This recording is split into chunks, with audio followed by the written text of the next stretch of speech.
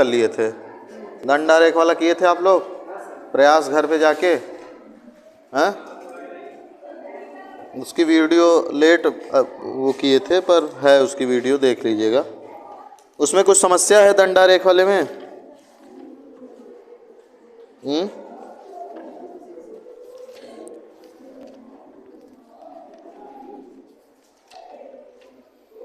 दंड आरेख में एक और प्रकार है दिखाने का, मिश्रित दंड आरेख कहते हैं उसको, कंपाउंड बार डायग्राम। तो बहुत ज़्यादा वो विशेष महत्वपूर्ण नहीं है। तो एक उदाहरण और जल्दी से आपको मैं दंड आरेख का ही बता देता हूँ, है ना, जल्दी से। तो दंड आरेख जिसको इंग्लिश में क्या कहते हैं, बार डायग्राम। और लोग कहाँ गए? तो इसमें उदाहरण दिया हुआ है, सवाल है आपके सामने,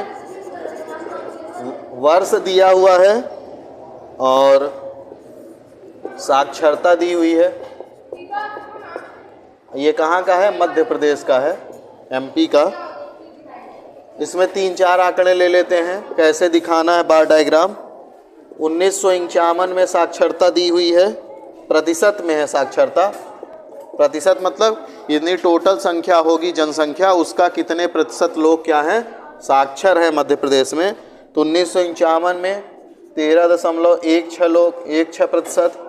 1961 में 21.41%।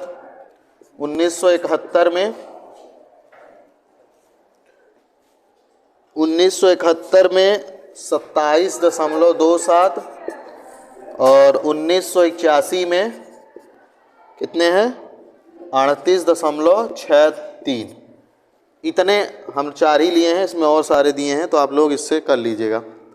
तो बार डायग्राम दिखाने में सिंपल सा इसमें क्या है कि इसमें आपको ग्राफ की ज़रूरत नहीं होती है, इसमें आप सीधे कागज़ पे दिखाते हैं, है ना। जैसे इसके पहले हम लोग जो पढ़े थे उसमें ग्राफ की ज़रूरत पड़ती थी, चाहे लाइन डायग्राम हो चाहे लाइन ग्राफ हो। लेकिन जो बार डायग्राम है जिसको आप दंड आरेख कहते हैं, इसमें किसी भी ग्राफ पेपर की ज़रूरत नहीं पड़ती है। इसमें सिंपल सा आपको क्या करना होता है, एक्स एक्सिस और वाई एक्सिस को खींच लेना है ना। ये एक्स है और ये वाई है। इसमें 2 तरीके से दिखाया जाता है, एक ऊर्ध्वाधर दंड आरेख जिसमें दंड आरेख लंबे लंबे बनेंगे, है ना, ऐसे बनेंगे, और एक क्षैतिज होता है जिसमें ऐसे। तो दोनों दिखा देते हैं आप लोगों को। एक्स में आप क्या लेंगे, वो चीज़ लेंगे जो कि स्वतंत्र है ना, जिस पे कोई चीज़ निर्भर नहीं है। तो इनमें स्वतंत्र कौन सी चीज़ है, वर्ष स्वतंत्र है, और ये साक्षरता वर्ष पे निर्भर कर रही है, मतलब जैसे जैसे वर्ष बदल रहा है साक्षरता बदलती जा रही है। तो एक्स पे ले लेंगे क्या, वर्ष, ठीक है, और इधर क्या ले लेंगे, साक्षरता। साक्षरता किस में है, प्रतिशत में है। वर्ष कितने हैं हमने लिया, 4 लिए हैं, तो 1951, 1961, 1971 और 1981, ठीक। अब इधर आपको लेना है, अब आप पहले देखिए कि आपका मिनिमम मैक्सिमम वैल्यू क्या दिया हुआ है ना। मिनिमम जैसे 13.16 है, तो इस 6 को 5 से ज़्यादा है तो इधर शिफ्ट कर सकते हैं, तो ये 13.2 मान सकते हैं, इसको आप मान सकते हैं। इसको वहाँ लिख देना नहीं है, आप मान लीजिए, दिमाग में सोच लीजिए कि ये वाला अंक 5 से ज़्यादा है तो इसका 1 बढ़ा के इसमें लिख देते हैं, ठीक है। जैसे 13.5 रुपये आप दुकान में सामान लेने जाते हैं तो उसमें लिखा रहता है कि 39.80 पैसे का है, 39 रुपये 80 पैसे का है, तो आपसे 40 रुपये लेता है ना, क्योंकि 80 पैसा जो है 100 पैसे के पास है। अगर वहीं 39 रुपये 20 पैसा होता तो आपसे 39 ही लेता, क्यों, क्योंकि 20 पैसा बहुत ज़्यादा नहीं है, ठीक है ना। तो जब 50 पैसे से कम रहता है तो वो पैसा दुकानदार छोड़ देता है, 50 पैसे से ज़्यादा होता है तो उसको 1 रुपये में कन्वर्ट करता है। वैसे ही यहाँ पे करना है आपको, यहाँ पे लास्ट में 1 है तो उससे कोई मतलब नहीं है, इसको आप 21.4 मानेंगे। यहाँ पे 2 7 है तो इस 7 के इधर बढ़ा देंगे तो 27.3 मान लेंगे, और ये 38.6 ही लगभग माना जाएगा, ठीक। अब आप देखिए यहाँ से 13 से लेके 38 तक की वैल्यू जा रही है आपकी, है ना, तो उसके अनुसार आपको बनाना है। तो 10-10 का लेंगे डिफरेंस, 10 का डिफरेंस लेंगे, 10%, 20%, 30%, और यहाँ एक और बढ़ा दे रहे हैं 40%। ये साक्षरता दिखाई जा रही है 10%, 20%, 30% और 40%। अब आपको क्या दिखाना है? पहला है 13.2% दिखाना है ना। तो 13.2% मतलब अब इसके बीच में अब इसमें कुछ होगा नहीं, इसमें आपके पास ऐसा कुछ नहीं है कि इसमें छोटे लाइन बनी हुई हैं तो आप मेज़र कर पाएंगे। इसमें आपको अपने दिमाग का प्रयोग करना है कि 13 जो है किसके पास होगा। जैसे 10 और 20 के बीच में एग्जैक्ट कौन सा होगा? 15 होगा। 10 और 20 के बीच में 15 ही होगा ना। तो मतलब 13 कहाँ होगा? 15 के पास होना चाहिए। तो लगभग यहाँ पे 13 होना चाहिए कि नहीं? लगभग यहाँ पे 13 होगा। अब 1951 में कितनी साक्षरता है? 13.2 है। तो 13.2 एक ही बात होती है। तो यहाँ से आप क्या करेंगे? एक आयताकार यहाँ पे क्या खींचेंगे? डब्बा खींचेंगे। जो डब्बा कहाँ तक होगा? इसके सामने तक, यहाँ तक, ऐसे। ठीक है। तो ये 1951 की साक्षरता आपने ऐसे क्या की? दिखा दी। ठीक है। ऐसे ही आएंगे 1961 में। 1961 की साक्षरता कितनी है? 21.4 है ना। 20 यहाँ पे है और 20 और 30 के बीच में 25 यहाँ पे होगा। तो 21 लगभग इसके आसपास होना चाहिए, है ना। तो 21 वाला जो आयत बनेगा वो कुछ जैसे इसके सीध में आप देखेंगे स्केल से तो कुछ ऐसे बनेगा। ठीक। और फिर इसको भी आप ऐसे कर देंगे। बस इसमें ध्यान ये रखना है कि इनकी जो चौड़ाई है वो क्या हो? समान होनी चाहिए सबकी, ये चौड़ाई। ठीक है ना। फिर 71 पे कितना है? 27.3। तो 27 यहाँ होगा इसके आसपास। तो आप ऐसे क्या करेंगे? यहाँ तक इसको दिखा देंगे। ठीक है। ऐसे ही 81 वाला। तो ये कौन सा है? ऊर्ध्वाधर दंड आरेख। ऊर्ध्वाधर दंड आरेख। और इसी में एक होता है क्षैतिज दंड आरेख। तो उसमें क्या करते हैं कि ये वर्ष को यहाँ दिखा देंगे और साक्षरता को कहाँ दिखा देंगे? इधर। मतलब जो लोकेशन है, जो वेरिएबल्स की, डेटा की, उसको क्या करेंगे? चेंज कर देंगे आप। तो कैसे चेंज करेंगे? तो देख लीजिए। ये सब आपको प्रैक्टिकल फाइल में बनाना है, सवाल लिखना है, फिर उसके बाद ये सब बनाना है। और 1 से 3 के दिसंबर के बीच में आपका जो है प्रैक्टिकल होगा। तो उसके लिए तैयार रहिएगा। पिछली बार की तरह नहीं होगा कि कॉपी में कुछ भी नहीं लिखे हैं नंबर पा जाएंगे। अभी उसका नंबर भी नहीं आया है कि पाए हैं कि नहीं पाए हैं। तो अब क्या करना है? अभी यहाँ वर्ष दिखाए थे और यहाँ साक्षरता। अब उसी को उल्टा कर देना है। यहाँ दिखा देना है साक्षरता प्रतिशत में और यहाँ दिखा देना है वर्ष। तो वर्ष दिखा देंगे 1951, फिर 1961, 1971, फिर ऐसे लिखा देंगे। फिर यहाँ दिखा देंगे वैसे ही 10, 20, 30, 40। अगर आपको क्वेश्चन में स्पेसिफिकली दिया होगा कि आप क्षैतिज दंड आरेख बनाइए, तभी आपको ऐसे बनाना है। अगर केवल दिया है कि आप दंड आरेख बनाइए तो हमेशा आप कौन सा बनाएंगे? ऊर्ध्वाधर। अगर क्वेश्चन में दिया है कि नहीं आप क्षैतिज वाला ही बनाइए, तब तो आपको क्षैतिज बनाना है। लेकिन अगर नहीं दिया है तो आपको कौन सा बनाना है?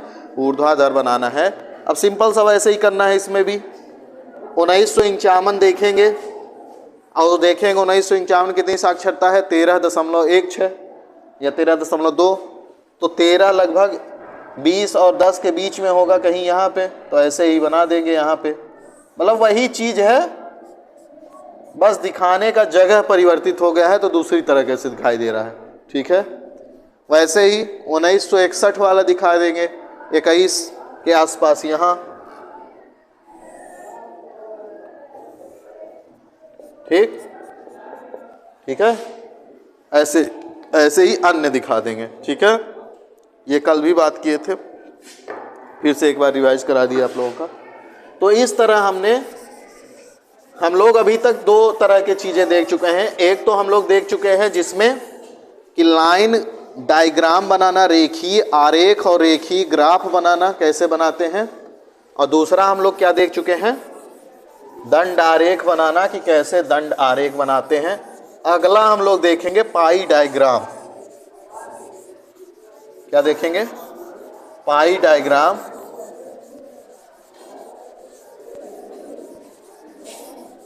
दंड आरेख में और दो तरीके का प्रकार है, तो उसमें विशेष नहीं जाना है, सिंपल वाला पढ़ा दिए हैं, सिंपल जानिए कम से कम, विशेष जब जरूरत पड़ेगी कभी तो बता देंगे, नहीं तो करना चाहे तो अपने से भी कर सकते हैं, उसमें कुछ विशेष नहीं है।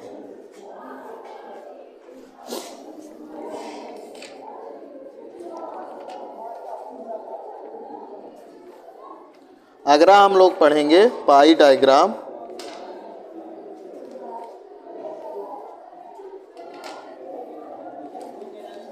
या इसको और भी कहते हैं, और कई नाम हैं।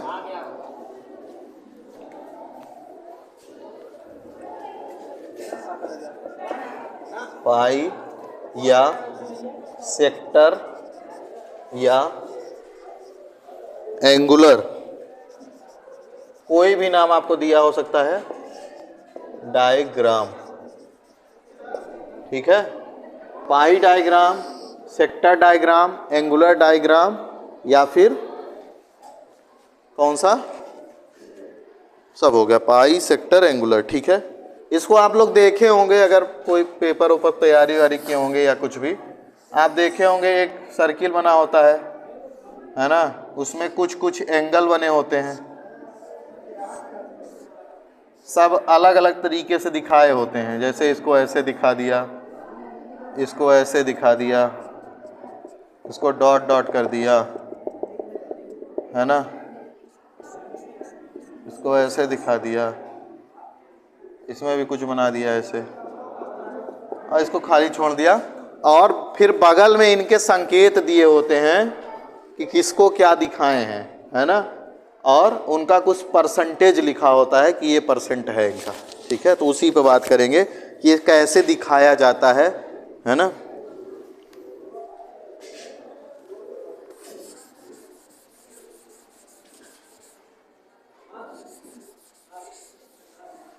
एक सवाल लेते हैं, उसी पे देखते हैं क्या है।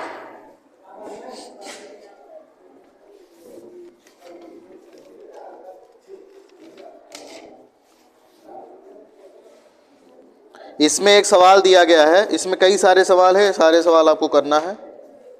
एक सवाल लेते हैं, इसमें दिया है कि दिल्ली राज्य में किसी मकान को बनाने में विभिन्न मदों में खर्च के लिए खर्चे के प्रतिशत आंकड़े को पाई चित्र द्वारा प्रस्तुत कीजिए, ऐसा सवाल रहेगा। और ये जो तीनों प्रकार बताए हैं, ये आपको प्रैक्टिकल एग्जाम में इनमें से बनाने को रहेगा, है ना। मान के चलिए तीनों में से एक एक रहेगा। ठीक है, तो इसमें कहा है कि दिल्ली राज्य में किसी घर को बनाने के लिए बहुत सारी जरूर चीज़ें पड़ती हैं, है ना, ईंट चाहिए, बालू चाहिए, गिट्टी चाहिए, सीमेंट चाहिए। तो उन सब आइटम्स को खरीदने में जो खर्च किया गया है उसका क्या दिया गया है, प्रतिशत दिया गया है। तो उसको आधार बना के हमको क्या बनाना है, पाई डायग्राम बनाना है, उसको चित्र में दिखाना है ना। उसी आंकड़े को किस में दिखाना है, चित्र में दिखाना है। तो पहले इसका हम लोग आंकड़ा लिख लेते हैं, क्या क्या दिया हुआ है। तो मद या उसको इंग्लिश में आइटम कहते हैं, है ना। और दूसरा है खर्च जिसको आप इंग्लिश में कहते हैं एक्सपेंडिचर। इसको परसेंट में दिखाया गया है कि किस वस्तु पर या किस मद पर कितना परसेंट क्या किया गया है, खर्च किया गया है पैसा। ठीक है, तो इसमें जो दिया गया है चीजें, श्रम दिया गया है, श्रम पे खर्च मतलब टोटल जो खर्च है उसका कितना प्रतिशत जो है श्रम पे खर्च किया गया, कितना प्रतिशत ईंट लाने में खर्च किया गया, कितना प्रतिशत और चीज़ों में खर्च किया गया। ठीक है, समझ पा रहे हैं कि नहीं क्या कह रहा हूँ मैं।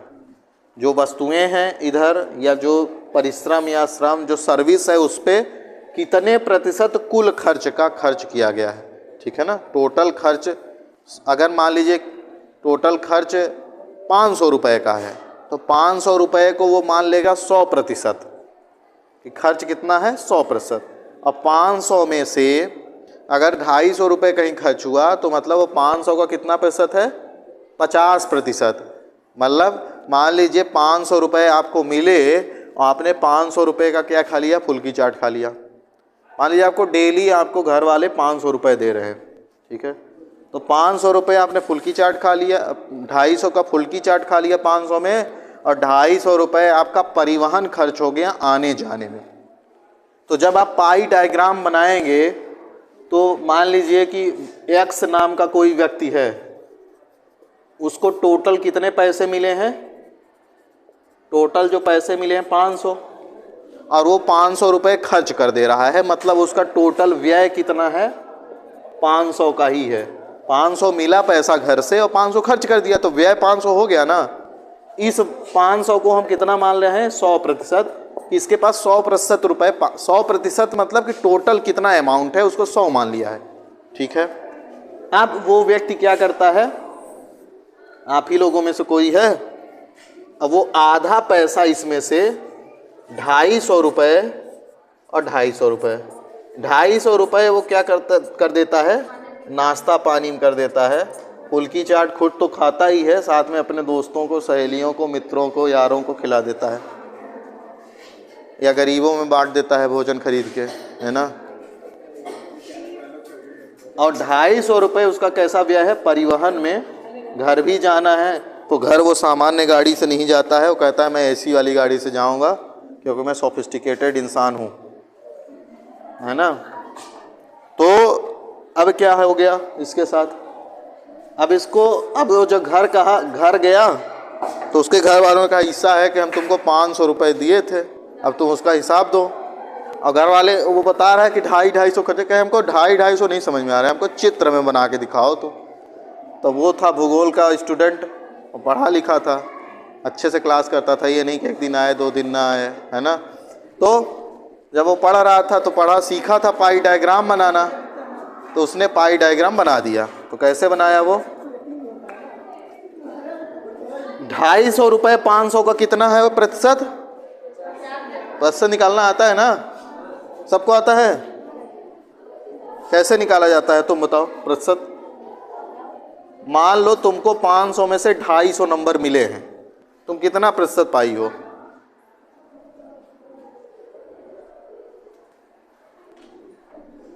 तुम बताओ जी, पीछे तुम बताओ।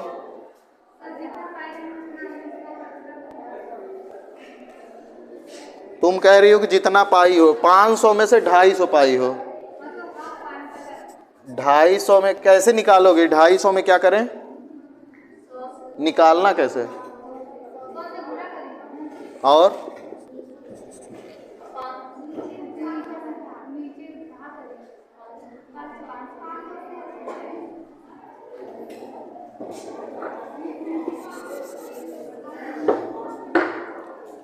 हाँ सही बोल रहे हो, लेकिन जिससे हम पूछ रहे हैं उसको बताने दो ना, काहे अपना ज्ञान इतना खलबलाहट काहे मची रहती कि मैं बता दूं, जब पूछा जाए तब बताया कीजिए।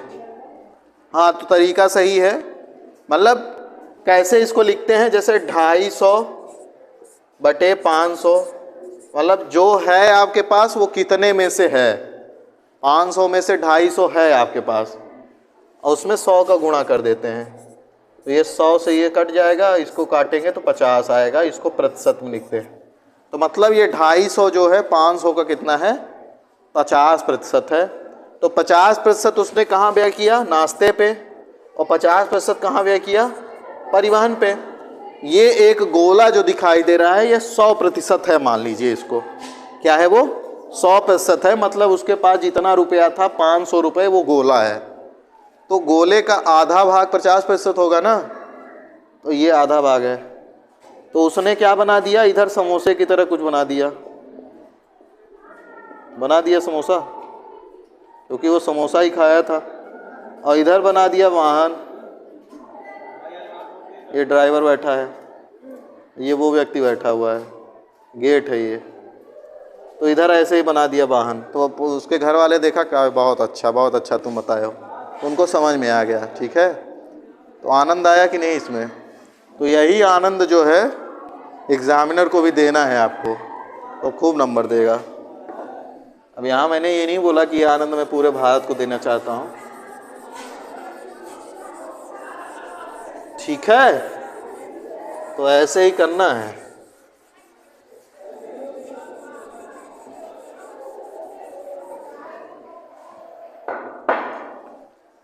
तो श्रम पे कितने प्रतिशत खर्च है इनका? 25%। श्रम के बाद है ईंट, फिर है सीमेंट, फिर लकड़ी, और फिर है देख रेख। घर बनवाते हैं तो देख रेख भी करते हैं ना। एक व्यक्ति को तकरारी के लिए रखते हैं, कौनो आए ना हमारा ईंटें उठा ले जा रहा है 2 ठो रोज। गांव में इसीलिए लड़ाई होती रहती है, मेरा 2 ठो ईंटा कम हो रहा है रोज। क्या कम है? स्टील। स्टील। तुमको राम जी कल हम बोले थे कि तुम क्लास का जो पढ़ाते हैं उसकी फोटो भेज दिया करो, भेजे क्यों नहीं थे तुम? तो फिर घर नहीं गए?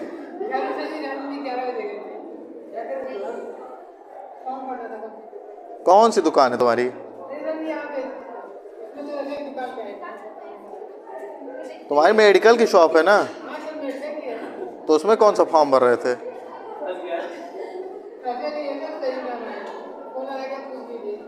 नहीं, हम इतना क्यों पूछ लेंगे भाई, इतना क्यों पूछेंगे हम? तुम बता दिए, मान लिए। तो ईंट पे खर्चा है 15, सीमेंट पे खर्चा है 20, फिर लकड़ी पे खर्चा है 10, देख रेख पे खर्चा है 15, और स्टील पे खर्चा है 15। स्टील मतलब क्या? वही सरिया वरिया जो आता है। छड़ लोहे का भी होता है, लेकिन वो मिक्स रूप में आता है। कुछ लोग स्टील का लगवा देंगे, बहुत अमीर लोग होंगे वो। तो ये उस मतलब वो वस्तुएं हैं जिन पे उन्होंने ये पैसे खर्च किया है, ठीक है ना? टोटल पैसे का इतने इतने प्रतिशत खर्च किया है। आपको पैसा नहीं दिया है कि कितना पैसा खर्च किए हैं, बस आपको क्या दिया है? प्रतिशत दिया है। वो 1 करोड़ भी खर्च हो सकता है, 1 लाख भी हो सकता है, 100 रुपये भी हो सकता है, ठीक है? कितना भी हो सकता है। आपको केवल क्या दिया है? परसेंटेज दिया है। आप इसको जोड़ेंगे तो आपको कितना मिलेगा? 100। जोड़िए, मिल रहा है। 5 5 10, 5 15, 5 20, 20 का 0 2 आया, 2 2 4, 1 5 2 7 3 10, 100 हो गया। 100 होना चाहिए, नहीं तो गड़बड़ा जाएगा मामला। तो इसको जोड़ के देख लेना है कि कितना प्रतिशत ये आ रहा है, ठीक है? 100% आ रहा है।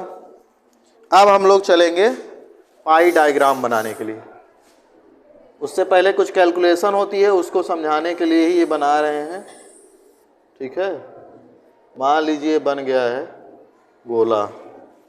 अच्छा तो नहीं बना है, हालांकि मेरे पास यंत्र भी है बनाने का, मैं बना सकता हूँ अच्छा गोला। क्लास तो है नहीं किसी की।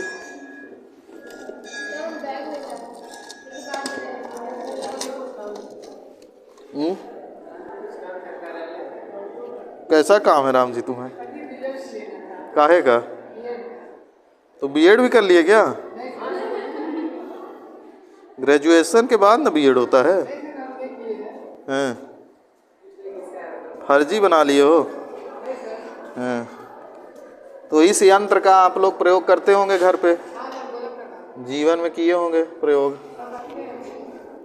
अब ये यहाँ क्या है कि ये घूम रहा है,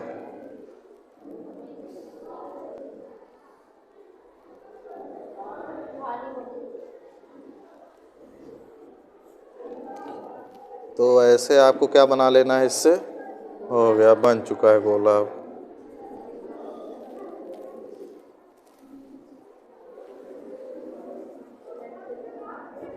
चलिए, लगभग मैंने बना दिया है, एकदम शानदार बना दिया है मैंने। तो ये इसका केंद्र है, यहाँ पे आप लोग बनाए ही होंगे कभी जीवन में।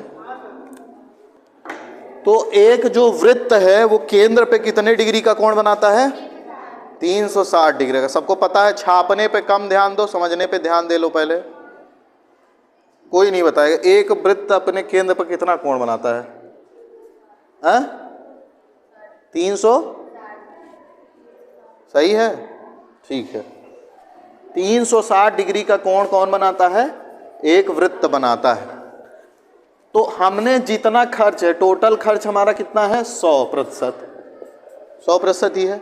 उसी खर्च को कहाँ दिखाना है?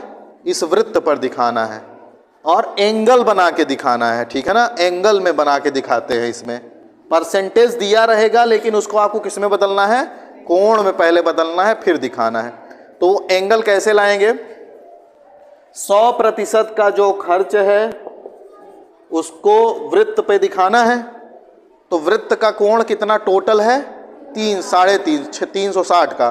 तो 100% खर्च कितने में दिखाएंगे? कितने डिग्री के कोण पे?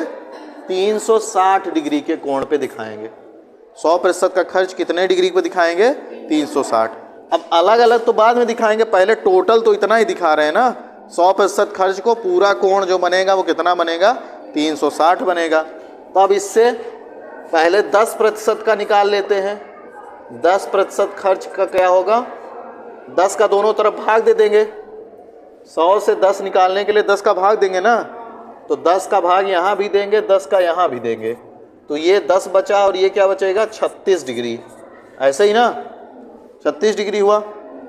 अब 10 से निकाल लेंगे 5 का, तो 5% के लिए क्या हो जाएगा?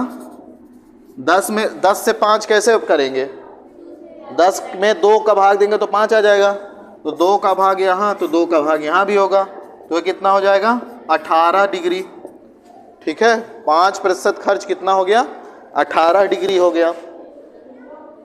तो यहाँ पे आप देखेंगे कि सारे जो खर्च हैं वो किसके गुणत हैं? 5 के ही गुणज में हैं। 5 दूनी 10, 5 तिहाई 15, 5 चौक 20, 5 पचम 25, 5 ही में है। इसके आगे भी आप निकाल सकते हैं। आप 1 डिग्री का भी निकाल सकते हैं। 1 डिग्री निकालने के लिए, 1% निकालने के लिए क्या होगा? 5 से भाग देंगे दोनों तरफ। तो 5 से भाग दे दीजिए, तो 1% खर्च बराबर हो जाएगा 3.6 डिग्री, ठीक है। 100% खर्च के लिए 360 डिग्री दिखाएंगे टोटल खर्च। फिर उसमें हमने निकाल लिया कि 10% खर्च के लिए 36 डिग्री, 5% खर्च के लिए 18 डिग्री और 1% खर्च के लिए कितना हो गया? 3.6 डिग्री, ठीक है। अब ये जो प्रतिशत है ना, ये सब प्रतिशत हैं, इनको किस में बदल के लिख लेना है?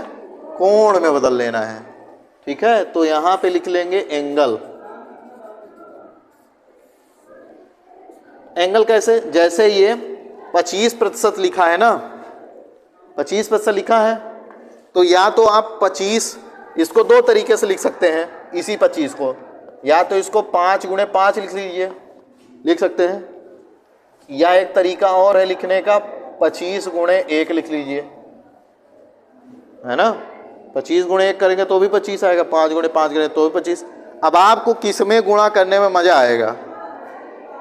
5 वाले में 18 में 18 का गुणा करिए, या 25 में 3.6 का गुणा कीजिए, कोई भी कीजिए आएगा वही, है ना। तो मैं क्या ले रहा हूं यहाँ पे? 5 गुणे 18 डिग्री। बात समझ में आई? ये वाले से ये क्या है? 5% गुणे 5%। 5% गुणे 5% क्या है? 25%।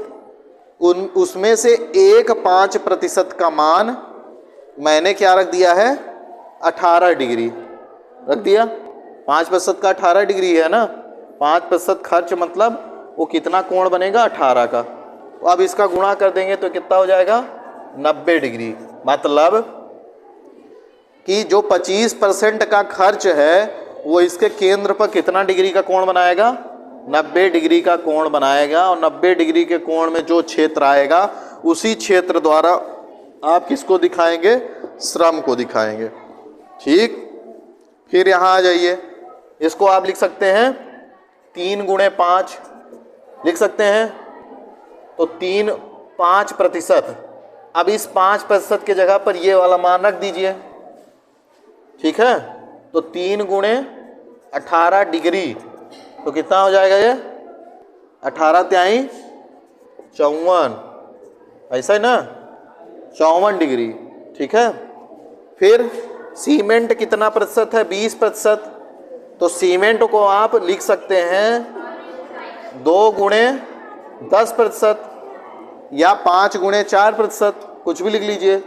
2 गुणे 10 भी लिख सकते हैं, 10 निकाले हैं ना यहाँ पे 36 डिग्री, तो क्या हो जाएगा 2 गुणे 36 डिग्री, तो हो जाएगा 72 डिग्री। फिर 10 खुद ही दिया है तो 10 निकाले ही हैं तो 36 डिग्री। 15 का अभी एक बार निकाल चुके हैं तो बार बार नहीं करेंगे, 54 डिग्री। फिर 15 का निकाले हैं 54 डिग्री। अगर ये आप पूरे एंगल जोड़ेंगे तो आपको कितना मिलेगा 360। अगर आप इस पूरे एंगल को जोड़ डालिए, ये 90, 54, 72, 36, 54, 54, ये कितना मिलेगा 360। ये क्रॉस चेक करने का तरीका है, आप चेक करने का तरीका है कि आपने सही निकाला है कि नहीं। अगर 360 नहीं आ रहा है तो आपका गलत है, आ रहा है तो सही है। अब क्या करना है, इन्हीं कोणों को यहाँ पे क्या करना है, दिखा देना। ठीक है, उसके भी पहले आप इनको कैसे दिखाना चाहते हैं उसमें, या चिन्ह कह लीजिए या दिखाने का तरीका कह लीजिए कि आप कैसे इनको दिखाएंगे उसमें। जैसे अलग अलग कोण बनेंगे ना, तो उनको कुछ अलग अलग तरीके दिखाएंगे, सबको एक ही तरीके से दिखाएंगे, समझ में नहीं आएगा। तो जैसे मान लीजिए श्रम को कैसे दिखाना चाहते हैं आप, ऐसे श्रम को ऐसे दिखा दिया, मतलब श्रम का जो क्षेत्र होगा उसको कैसे दिखाएंगे, इस तरीके से। ईंट को कैसे दिखाएं, ईंट को ऐसे दिखा देते हैं।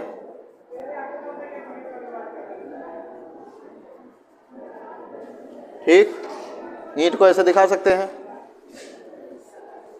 सीमेंट को डॉट डॉट करके दिखा देंगे।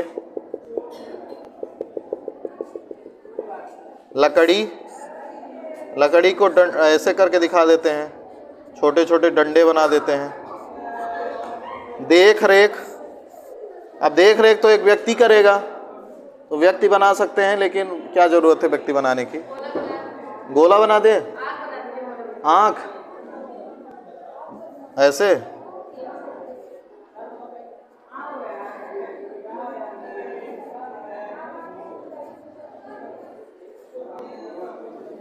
अब क्या बचा है, स्टील। स्टील को कैसे दिखाएंगे, चम्मच बना दें। स्टील को ऐसे दिखा देते हैं।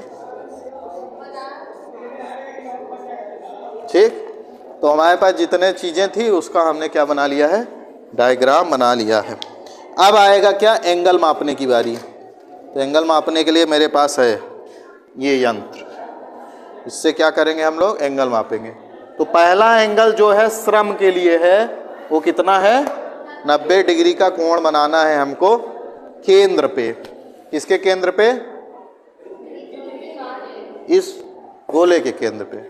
तो केंद्र पे सबसे पहले इसको रख देंगे, इस बिंदु को। ठीक है, और ये 0 डिग्री है, यहां से देखें 0, 10, 20, 30 ऐसे 180 लिखा हुआ है। तो कितना है ये 0, तो 0 से इधर जाएंगे तो यहां तक पहुंचेंगे, तो कहाँ 90 आ रहा है, यहाँ पे। ठीक है, तो क्या करेंगे, एक लाइन खींचेंगे। तो लाइन खींच दे रहे हैं इस पे ऐसे।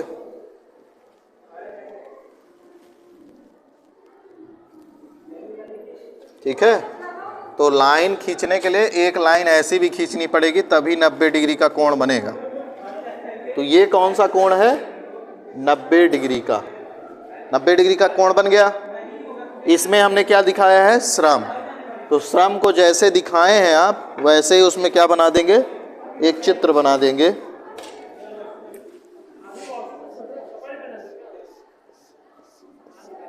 अब यहाँ लिखने की जरूरत नहीं है श्रम, वहाँ पे एक बार लिख दिए हैं। तो ये 90 डिग्री किसको दिखा रहा है, श्रम को। अब ईंट को दिखाना है, ईंट कितना डिग्री बना रहा है, 54 डिग्री बना रहा है। ठीक है,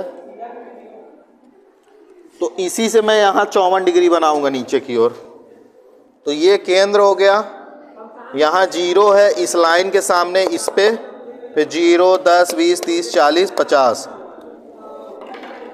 और 50 के बाद क्या है, 54 आना है। 50 के बाद 60, और 50 और 60 के बीच में 10 खाने हैं। ठीक है, तो 50, 51, 52, 53, 54। तो एंगल मापना तो कम से कम आपको आना ही चाहिए। तो मैंने 54 डिग्री माप लिया है और यहाँ से बना दूंगा, मैं इसको मिला दूंगा केंद्र से, तो ये कितना हो गया, ये 54 डिग्री। आप नहीं लिखेंगे ये डिग्री तब भी चलेगा, पर ये 54 डिग्री है, मैं दिखा रहा हूँ इसलिए। और यहाँ पे क्या बना देना है आपको, ईंट बना देना है।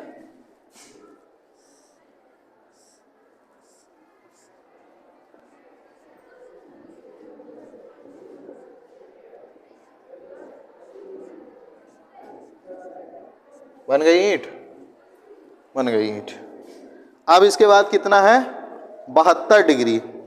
ठीक है, अगला 72 डिग्री का है, तो फिर ऐसे ही नापेंगे यहाँ से, इस वाले से 0 और ये लाइन एकदम बराबर और 72 डिग्री का माप लेंगे आप।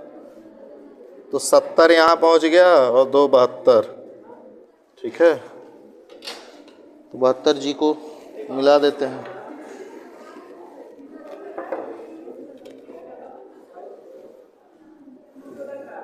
ठीक है, 72 क्या है हमारा, सीमेंट। तो सीमेंट को जैसे दिखाए थे वैसे ही दिखा दे रहे हैं यहाँ पे।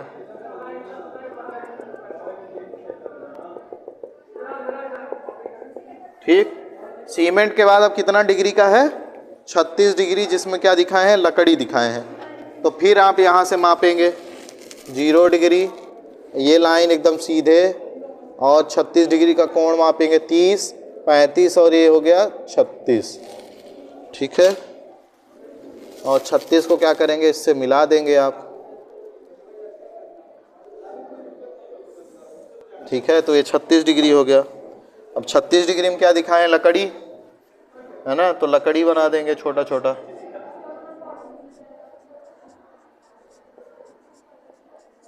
छत्तीस के बाद क्या बचा है, 54 है ना, दोनों। अब जो बचा है वो दोनों को हमको 54 बांटना है।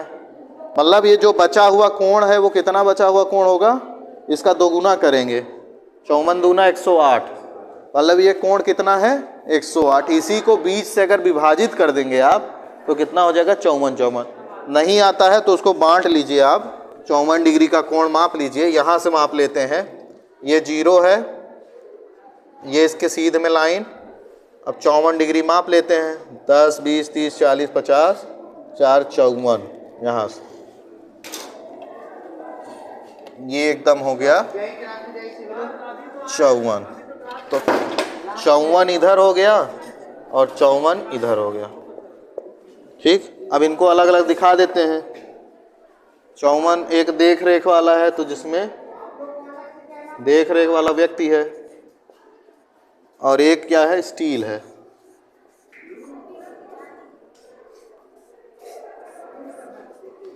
ठीक, इस तरह से हमने क्या दिखा दिया है, पाई मानचित्र, पाई डायग्राम बनाया है ना। तो ये जो है पाई डायग्राम बनाने का तरीका है, इसी तरह आपको बनाना है। ठीक है, आसान है, बन जाएगा सबसे। कोई समस्या होगी, बन जाएगा ना। इसके जितने उदाहरण हैं, राम जी तुम कल वाला भी उदाहरण का फोटो और आज वाले का भी फोटो खींच के ग्रुप में भेज देना। ठीक है ना, तो सब लोग उसको कर लेंगे, फाइल में लिख लेंगे। इस तरह से दूसरी जो यूनिट है प्रैक्टिकल वाली, पहली यूनिट जो है वो ख़त्म होती है। 4 यूनिट प्रैक्टिकल का है, पहला यूनिट जो है वो ख़त्म हो गया। चौथा यूनिट जो प्रिज्मेटिक कंपास कर रहे हैं वो भी ख़त्म ही है, और 2 यूनिट बची है, उसको हम 3-4 दिन में ख़त्म कर देंगे। और वो वाला आप लोग क्या लिख लिए हैं, नहीं वो वाला नहीं लिखे है ना, मौसम वाला, उसको मत लिखिएगा, वो आपके सिलेबस में नहीं है। वो बुक में गलत सिलेबस लिखा हुआ है प्रैक्टिकल का। बुक जो है ये, इसमें प्रैक्टिकल का सिलेबस बहुत ज़्यादा लिखा है, वो नहीं है। जो ओरिजिनल सिलेबस है, जो PDF वाला है, आपके ग्रुप में भेजा गया है, उसमें 4 ही यूनिट दी हुई है, जिसमें से पहली यूनिट ख़त्म हो गई। जिसमें पहली यूनिट में क्या क्या बात किए हैं, मानचित्र, मानचित्र के टाइप्स क्या हैं, फिर उसके बाद हमने रेखीय आरेख बात किया, दंड आरेख बात किया, और पाई डायग्राम बात किया। और एक दिन बात किए थे कि मानचित्र बनाने के सिद्धांत क्या हैं। सारे वीडियो अवेलेबल हैं, जो नहीं आए हैं देख लीजिए। आखिरी जो यूनिट है प्रिज्मेटिक कंपास का, वो आप लोग कर रहे हैं, उसको करके उसका पूरा लिख के डिटेल फाइल में जैसे समपटल लिखे थे वैसे इसको लिखना है, चार्ट बना के चेक करा लीजिए।